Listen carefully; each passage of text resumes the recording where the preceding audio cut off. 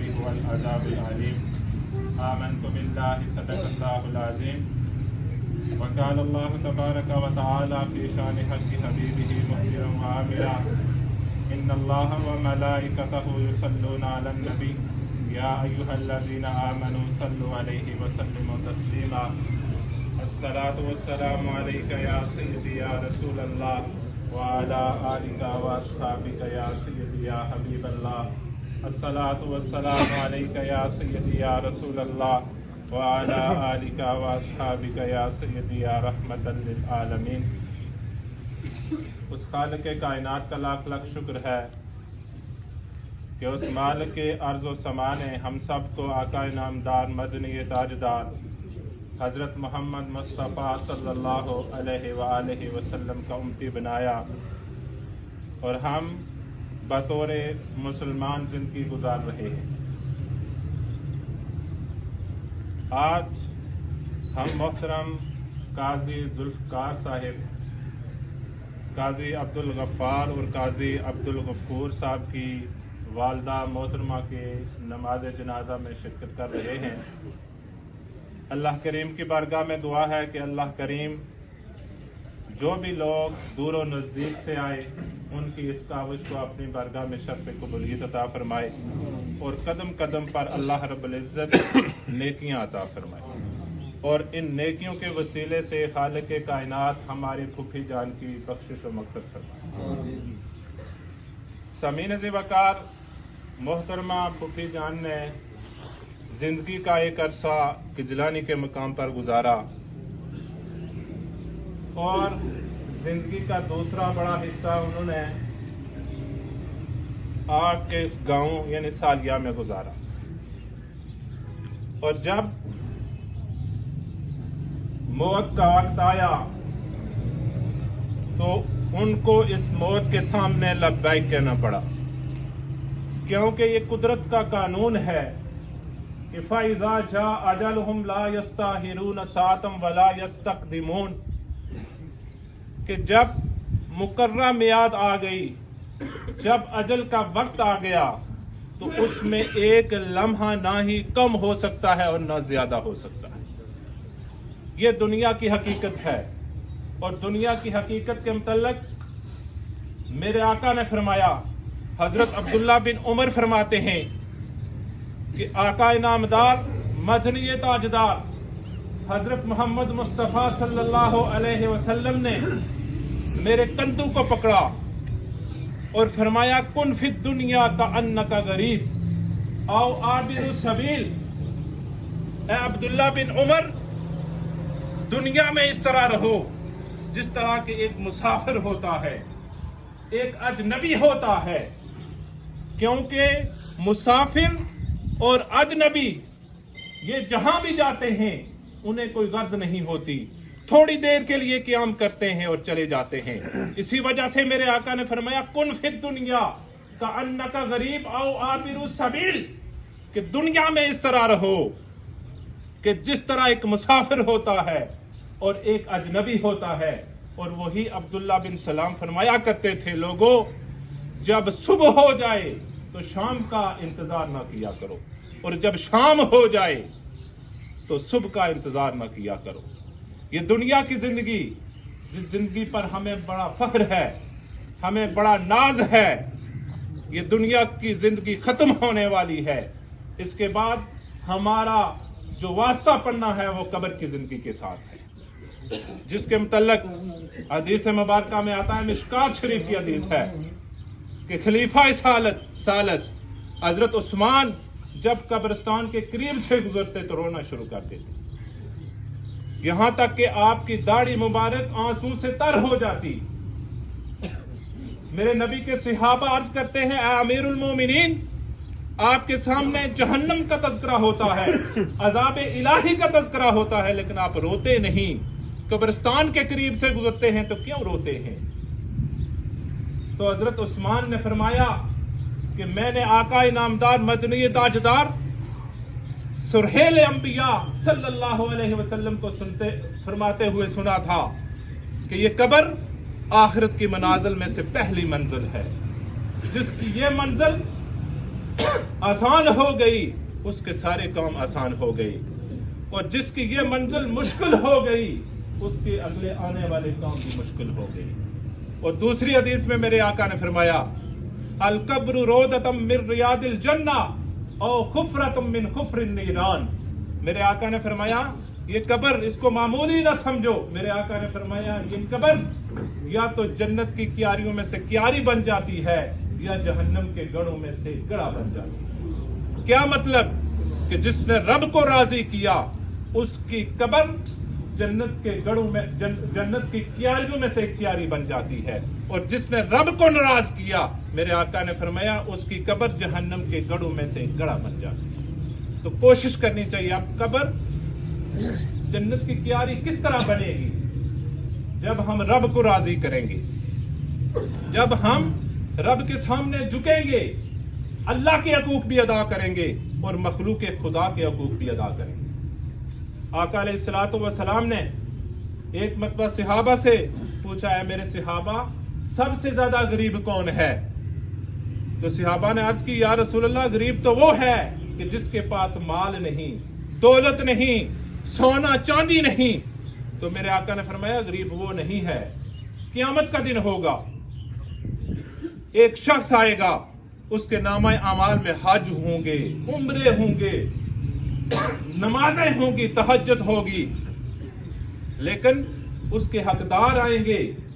وہ نیکیاں لیتے جائیں گے یہاں تک کہ ایک موقع ایسا آئے گا اس کے پاس کوئی نیکی نہیں رہے گی، پھر بھی حقدار آئیں گے،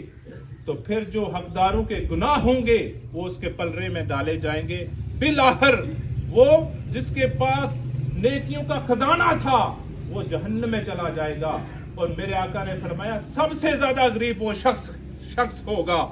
جو قیامت کے دن نیکیوں کے ساتھ آئے گا لیکن حقدار نیکیاں لیتے جائیں گے یہاں تک کہ نیکیاں ختم، گناہ اس کے پلڑے میں، اور آخرکار اس کو جہنم میں فرشتے ڈال دیں۔ تو حقوق العباد یہ ایسے حقوق ہیں جن کی کوئی معافی کی کوئی صورت نہیں ہے جب تک کہ وہ شخص معاف نہ کرے۔ ہم نمازیں پڑھتے ہیں، پڑھنی بھی چاہیے، رب کا فرمان ہے، میرے آقا کا فرمان ہے نماز پڑھنی ہوگی، زکوٰۃ دینی ہوگی، حج فرض ہے وہ حج کرنا پڑے گا، لیکن ساتھ میرے نبی کا یہ بھی فرمان ہے کہ حقوق العباد بھی ادا کرو۔ اور ایک دوسری حدیث میں میرے آقا نے فرمایا آج ہم مکان بناتے ہیں، زمینوں کے مسائل ہیں، یہ جو کورٹس ہیں یہ بری پڑی ہیں، کیونکہ زمینوں کے مسائل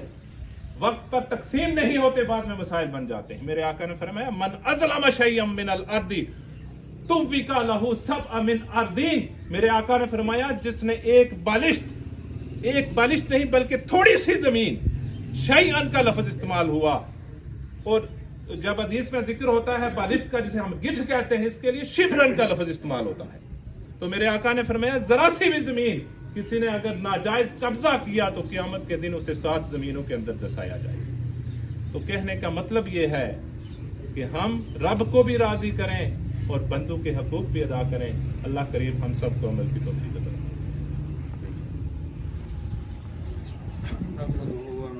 اما بعد فاعوذ باللہ من الشیطان الرجیم، بسم اللہ الرحمن الرحیم۔ وبالوالدین احسانا، آمنت باللہ صدق اللہ العظیم، ان اللہ وملائکتہ یصلون علی النبی یا ایھا الذین آمنوا صلوا علیہ وسلموا تسلیما، اللہم صل علی سیدنا محمد وعلی آل سیدنا محمد وبارک وسلم۔ الصلاۃ والسلام علیک یا رسول اللہ وعلی آلک واصحابک یا سیدی یا حبیب اللہ۔ الصلاۃ والسلام علیک یا رسول اللہ وعلی آلک واصحابک یا سیدی یا رحمۃ للعالمین۔ سامعین محترم، جیسا کہ مجھ سے قبل آپ صاحب نے بڑے اچھے پیرائے میں، بڑے اچھے انداز میں اسلامک مزاج اور اسلامک ماحول اس کا تذکرہ کیا۔ اللہ رب العالمین کی بارگاہ میں دعا کریں کہ اللہ رب العالمین جس طرح انہوں نے بیان کیا ہمیں سن کر اور سنا کر ہر دو فریق کو اس بابرکت کلام کا عمل کرنے کی توفیق عطا فرمائے۔ رب العالمین نے ارشاد فرمایا وبالوالدین احسانا، کہ اپنے والدین کے ساتھ نیک سلوک کرو۔ اگر ظاہری آیات میں ہیں تو پھر بھی نیک سلوک کرو، اگر تہے مزار چلے جائیں، قبر کے اندر چلے جائیں تو پھر بھی ان کے ساتھ اچھا سلوک کرو۔ حضور کے ایک صحابی ہیں، آقا علیہ الصلوۃ والسلام کی بارگاہ میں حاضر ہوئے، عرض کرتے ہیں یا رسول اللہ والدہ کا انتقال ہو گیا، گھر میں نہیں تھا، تو کیا میں اپنی والدہ کی طرف سے صدقہ خیرات کروں یا ان کے ایصال ثواب کا انتظام و انصرام کروں، تو کیا میری والدہ کو قبر کے اندر اس کا ثواب مل جائے گا؟ تو میرے رسول نے ارشاد فرمایا ہاں، اپنی والدہ کی طرف سے کنواں کھدوا دو، جب تک لوگ اس کنویں کے پانی سے فیض یاب ہوتے رہیں گے تیری والدہ کو قبر کے اندر اللہ ثواب عطا فرماتا رہے گا۔ آج کل نوجوان نسل ہے، یہ اس بات سے بالکل لا علمی کا اظہار کرتے ہوئے اپنی زندگی گزار رہے ہیں کہ والدین کے ساتھ نیک سلوک کرنا ہے یا نہیں، انہیں اس بات کا سنتے بھی ہیں، پھر بھی علم ہونے کے باوجود بھی اس کا جو اسلامک جو اس کا نظریہ ہے اس پہ عمل نہیں کر رہے۔ میرے رسول نے ارشاد میں 4 آدمی ایسے ہیں بے شک اعمال کے لحاظ سے وہ آسمانوں تک پہنچ جائیں، لیکن میدان محشر ہوگا، بلا کی گرمی ہوگی، نفسا نفسی کا عالم ہوگا، وہ 4 آدمی جنت سے 1000 سال کی مسافت پہ کھڑے ہوں گے، یعنی جنت کی خوشبو بھی وہ نہیں سونگھ پائیں گے۔ ان میں سے ایک وہ بندہ ہے جو والدین کا نافرمان ہے، دوسرا وہ بندہ ہے جو اپنے رشتہ داروں کے ساتھ قطع تعلقی کرتا ہے، اور تیسرا وہ بندہ ہے جو شراب پیتا ہے۔ یہ آدمی ایسے ہیں جن کے بارے میں میرے رسول نے ارشاد فرمایا میدان محشر ہوگا، بلا کی گرمی ہوگی، نفسا نفسی کا عالم ہوگا، میدان محشر میں وہ بندہ جنت سے 1000 سال کی مسافت پر کھڑا ہوگا۔ اب ہمیں سوچنا چاہیے کہ ہم اسلام کے کس ماحول میں جا رہے ہیں، اس پہ ہم عمل کر رہے ہیں یا نہیں۔ اور میرے رسول صلی اللہ علیہ وسلم یہ شب برات آ رہی ہے، آپ ارشاد فرماتے ہیں کہ 4 لوگ ایسے ہیں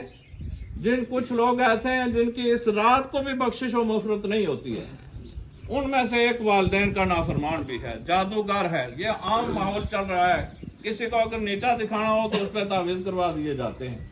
یہ بھی اسلام اس کی اجازت نہیں دیتا۔ اللہ رب العالمین ہمیں اپنے مذہب، اپنے دین اور اسلامک مزاج جو ہے اس کے مطابق زندگی بسر کرنے کی ہمیں توفیق عطا فرمائے۔ وآخر دعوانا الحمدللہ رب العالمین۔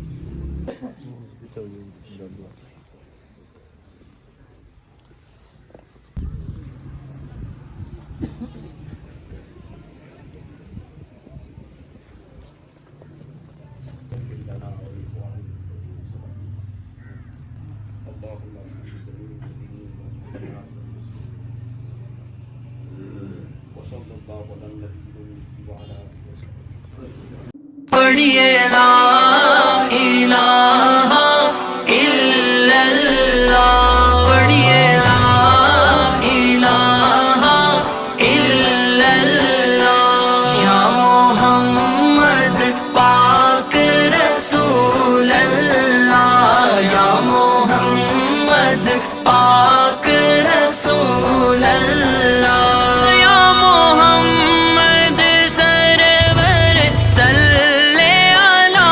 یا محمد سرور صلی علی، پڑھیے لا الہ الا اللہ۔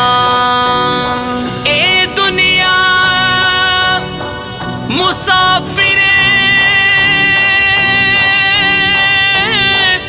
خانہ،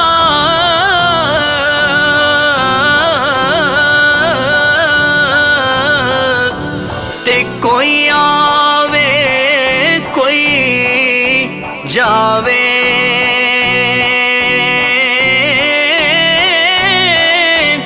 کس دی جرت محمد بخشا، اتھے پکے ڈیرے لاوے۔ اے دنیا مسافر خانہ،